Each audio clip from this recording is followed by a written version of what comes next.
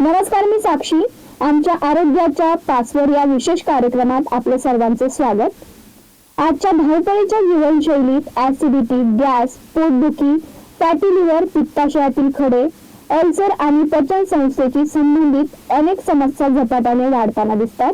मात्र या आजाराची सुरुवातीची लक्षणे अनेकदा दुर्लक्षित केली जातात आणि त्यामुळे पुढे गंभीर गुंतागुंत निर्माण होऊ शकते.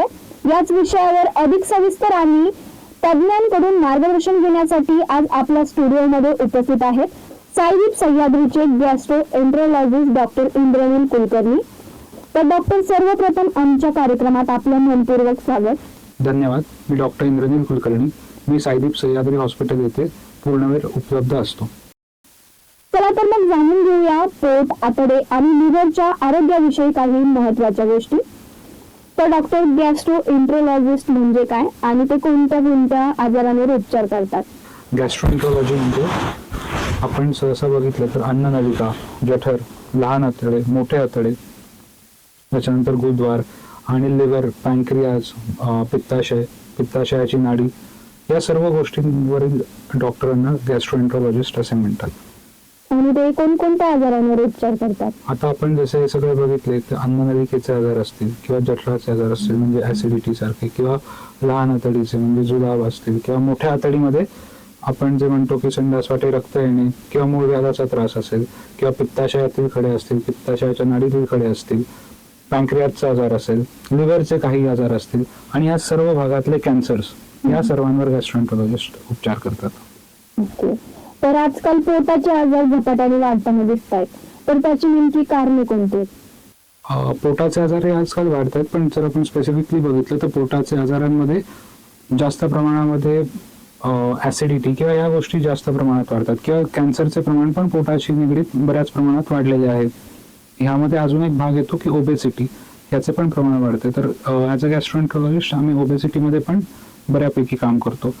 तर ह्या सर्वात मुख्य कारण जर बघायचं झालं तर आपल्या आहारातील जे बदल असतील, किंवा आहाराच्या वेळांचे बदल असतील, किंवा जीवनशैलीतील जे ताणतणाव जे निर्माण होतात कामांमुळे, एक्सेस वर्कलोडमुळे, या सर्व कारणांमुळे, किंवा पाण्यात बदल झाले असतील, त्यामुळे या आजारांना बऱ्यापैकी वाढ झालेली आहे.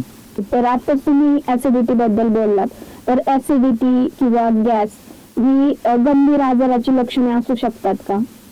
हो, पण प्रत्येक माणूस ज्याला ऍसिडिटी आहे किंवा गॅस आहे त्याला गंभीर आजार असेल असं नाही. पण ते टाळणं, पण त्याच्याकडे दुर्लक्ष करणे किंवा फक्त ऍसिडिटी आहे म्हणून दुर्लक्ष करणे हे चुकीचं आहे. तर आपण ह्यामध्ये काय म्हणू शकतो की जे पेशंट असतील की ज्यांना बऱ्याच दिवसांपासून या समस्या जाणवत असतील, किंवा घरगुती उपाय किंवा स्थानिक डॉक्टरांना दाखवून जरी त्यामध्ये बदल होत नसेल, तर त्या लोकांनी गॅस्ट्रोएंट्रोलॉजिस्टला दाखवणं गरजेचं आहे. ठीक आहे, कारण की त्यामध्ये मग बऱ्या प्रमाणात आपल्याला की ऍसिडिटी नेमकी होती कशामुळे आहे, कोणत्या बॅक्टेरियाचं इन्फेक्शन आहे, की अजून दुसरे काही आजार आहेत, ते तपासून मग त्याचा इलाज केला तर ते लवकर बरे होतात.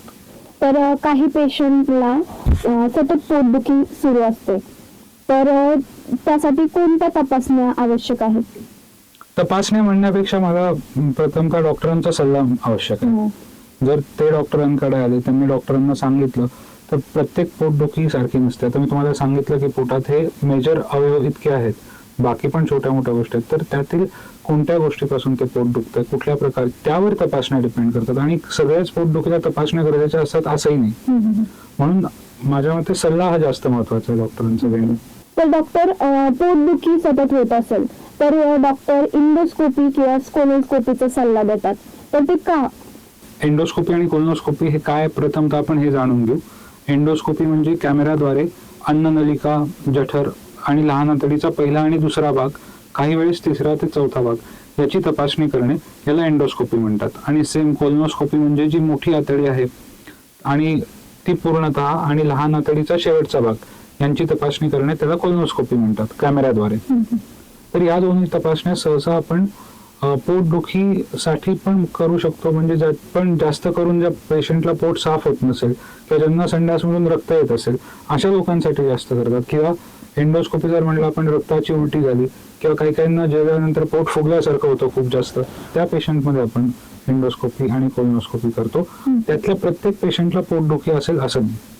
तर पित्ताशयातील खडे ते का होतात आणि त्यावर उपचार काय आहे?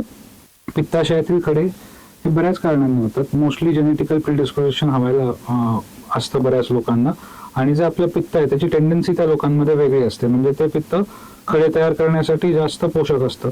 दुसरं, त्यामध्ये जर का आपण पित्ताशयाची हालचाल हवी तशी होत नसेल, म्हणजे जर का आपल्या जेवणामध्ये जास्त गॅप पडत असेल किंवा बऱ्याच वेळासाठी काही लोक वेट रिडक्शनसाठी क्रॅश डाएट करतात, तर त्यामध्ये पित्ताशयाची हालचाल हवी तशी होत नाही, म्हणून पित्त त्याच जागेवर बऱ्याच वेळ उभं राहतं आणि या सर्व कारणांमुळे हळूहळू करून पित्ताशयाचे खडे तयार होतात. ऍसिडिटी बरोबर म्हणजे छातीत जळजळणे या सर्व गोष्टींबरोबर जर तुम्हाला हे पण होत असेल की ताप येत असेल किंवा उजव्या बाजूला किंवा मध्यभागी दुखत असेल, खांद्यावर दुखणं जात असेल, पाठीकडे जात असेल, तर त्या लोकांनी लवकरात लवकर डॉक्टरांचा सल्ला घेणे जास्त गरजेचं आहे. तर ऍसिडिटीसाठी घरगुती गोळी म्हणून यूज करतात पेशंट, तर ती हानिकारक आहे का? हानिकारक म्हणण्यापेक्षा जसं आपण आधी बोललो की ऍसिडिटी होते काय हे जाणून घेणं जास्त गरजेचं आहे. म्हणजे प्रत्येक वेळेसच ऑन द काउंटर ड्रग्स म्हणजे जे मेडिकलमध्ये मिळतात ते घेऊन त्याच्यानी बरं वाटत असेल तर आपल्याला परत परत हे का घ्यावं लागतं ह्याचं पण निदान करणं गरजेचं आहे. ठीक आहे, ऍसिडिटी दुसऱ्या कोणत्या गोष्टीला ते समजतात हे पण समजून घेणं गरजेचं आहे. जसं बरेच लोक त्या पोटात दुखण्याला पण ऍसिडिटी समजतात, पण ते पित्ताशयात खडे असल्याचं, पॅनक्रियाजवर सूज असल्याचं लक्षण असू शकतं. तर फक्त आपल्याला छातीत जळजळ होते की या सर्व पण बाकीच्या गोष्टी होतात. त्यामुळे डॉक्टरांचा सल्ला घेऊन मग या गोष्टी केलेल्या जास्त चांगल्या असतात. तर आजकाल अपेंडिक्सचे पेशंट खूप वाढलेत, तर त्याची कारणे काय आहेत? अपेंडिक्स जर आपण बघितलं तर वेस्टिजियल ऑर्गन आहे, म्हणजे साधारणतः तो बॉडीजमध्ये मेजर फंक्शन कुठलं नसतं अपेंडिक्सचं. पण आता जे नवीन स्टडी आले त्याच्यामध्ये असं म्हटलं जातं की तिथला जो फ्लोरा आहे म्हणजे तिथले जे ऑर्गॅनिझम्स आहेत ते ज्या लोकांमध्ये चांगल्या प्रमाणात असतात त्या लोकांना पुढील पोटाचे त्रास कमी प्रमाणात होतात. पण आधी जसं समज होता की एवढा अपेंडिक्सचा उपयोग नसतो, तसं नसून थोडाफार उपयोग आहे. तर ज्या पेशंटला लहानपणी अँटीबायोटिक्स जास्त प्रमाणात केलेले असतात किंवा ज्यांना बद्धकोष्ठतेचा आजार असतो कॉन्स्टिपेशनचा, त्यांच्यामध्ये अपेंडिक्सचे चान्सेस जास्त आहेत. मग आजकालची जी जीवनशैली आहे त्याच्यामध्ये आपण बघतो की पेशंट हालचाल कमी आहे, बद्धकोष्ठता बऱ्याच लोकांना आहे, मग त्या तिथे इन्फेक्शनचे प्रमाण म्हणून वाढले, म्हणून अपेंडिक्सचे प्रमाण वाढले. तर या व्यतिरिक्त तुम्ही साईदीप सह्याद्री हॉस्पिटलमध्ये कोणकोणत्या आजारांवर उपचार करता? साईदीप सह्याद्रीमध्ये आपण जसं मी मगाशी म्हणालो की अन्ननलिका, जठर, लहान आतडे, मोठे आतडे, मूळव्याध, लिव्हर, पित्ताशय, पित्ताशयाची नाडी, पॅनक्रियास या सर्व प्रकारच्या म्हणजे पोटाच्या आतच्या जेवढे अवयव आहेत त्या सर्व प्रकारच्या आजारांवर आपण ट्रीटमेंट तिथे करतो. आणि जसं तुम्ही म्हणालात की अत्याधुनिक सुविधा जशा आपल्याकडे साईदीप सह्याद्रीला आहेत, त्याच्यामध्ये एंडोस्कोपी, कोलोनोस्कोपी ही गोष्ट तर आहे, पण एंडोस्कोपिक अल्ट्रासाऊंड पण आपण सुरू करतोय. त्याच्यानंतर ERCP म्हणजे पित्ताशयातील नाडीतून खडे काढण्याची प्रक्रिया पण आहे. आणि त्याचं पण जे पुढचं वर्जन असतं कोलॅंजिओस्कोपी, म्हणजे आतमध्ये पित्ताशयाच्या नाडीत कॅमेरा टाकून तिथले मोठे खडे फोडणे किंवा तिथली गाठ असेल ती तिथून तुकडा घेणे, ही शस्त्रक्रिया पण किंवा ही प्रोसिजर पण आता साईदीप सह्याद्रीमध्ये आपल्याकडे सुरू झाली आहे. आणि ही प्रोसिजर करणारा मी नगर जिल्ह्यातला पहिला डॉक्टर आहे. पोटाचे आजार होऊ नये म्हणून मुख्यतः काय काळजी घ्यावी? पोटाचे आजार होऊ नयेत म्हणून जसं आपण पहिल्यांदा बोललो होतो की बाहेरचे खाद्यपदार्थ किंवा बाहेरचं पाणी या गोष्टी टाळाव्यात. हायजेनिक ज्या गोष्टी असतील त्या केलेल्या चालतील, बाहेरच्या असतील तरी. वजन नियंत्रित ठेवणे, त्याच्यानंतर रोज व्यायाम करणे, वॉकिंग करणे, पाण्याचं प्रमाण व्यवस्थित प्रमाणात ठेवणे, आणि सगळ्यात महत्वाचं म्हणजे फायबर इंटेक म्हणजे चोथा म्हणजे काकडी, टोमॅटो, गाजर यांचं इंटेक रोजच्या आहारामध्ये असणं गरजेचं आहे. यांनी बऱ्यापैकी पोटाचे आजार कमी होतात आणि लिव्हरचे देखील.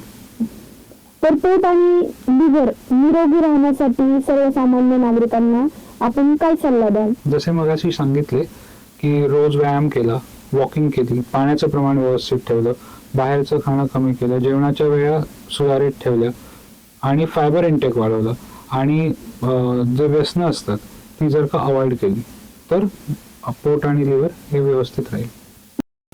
तर बऱ्याच लोकांच्या सोनोग्राफीमध्ये फॅटी लिव्हर दाखवलं जातं, तर त्याच्याकडे किती लक्ष देणं गरजेचं आहे आणि ते का दाखवलं जातं, म्हणजे त्याचं कारण काय?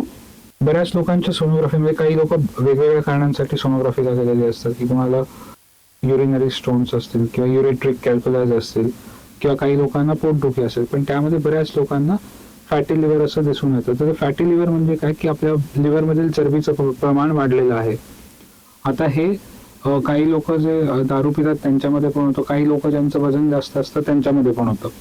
तर फॅटी लिव्हर हा आपल्याला लिव्हरने दिलेला एक संकेत आहे की ते पुढे जाऊन लिव्हरला डॅमेज होऊ शकतं. तर जी पण गोष्ट असेल ज्याच्यामुळे झालं असेल त्यावेळेस आपण डॉक्टरांचा सल्ला घेणे गरजेचं आहे की त्याच्याने आपल्याला फक्त फॅटी लिव्हर आहे की अजून काही एक्सटेन्सिव्ह डॅमेज झालेला आहे आणि त्यांच्या लिव्हरच्या रक्ताच्या तपासण्या कशा आहेत, ह्या तिन्ही गोष्टींचं आकलन करून मग आपल्याला त्यांची पुढची ट्रीटमेंट ठरवावी लागते. बऱ्याचदा वजन कमी केल्याने किंवा आपण जीवनशैलीतले जे सुधार पहिल्यांदा बोललो त्याच्यानेच हे ठीक होतं. तर डॉक्टर, आपण आज पोटदुखी, आतडे, लिव्हर, ऍसिडिटी, इंडोस्कोपी, पित्ताशयातील खडे तसेच आधुनिक उपचार पद्धतीबाबत अतिशय महत्त्वाची माहिती दिली आहे. अनेक गैरसमज दूर करत सामान्य नागरिकांनी कोणती काळजी घ्यावी हेही आपण अतिशय सोप्या भाषेत समजून सांगितलंय. आपला बहुमूल्य वेळ दिल्याबद्दल आणि आमच्या प्रेक्षकांना इतकं महत्त्वपूर्ण मार्गदर्शन केल्याबद्दल आपलं मनपूर्वक आभार. प्रेक्षक हो, आरोग्याशी संबंधित कोणतीही लक्षणे दीर्घकाळ दुर्लक्ष करू नका. योग्य वेळी तज्ञांचा सल्ला घ्या आणि आवश्यक तपासणी केल्यास अनेक गंभीर आजार टाळता येऊ शकतात. अशा उपयुक्त आणि विश्वासार्ह आरोग्यविषयक माहितीसाठी आपण पाहत राहा न्यूज 24 सह्याद्री.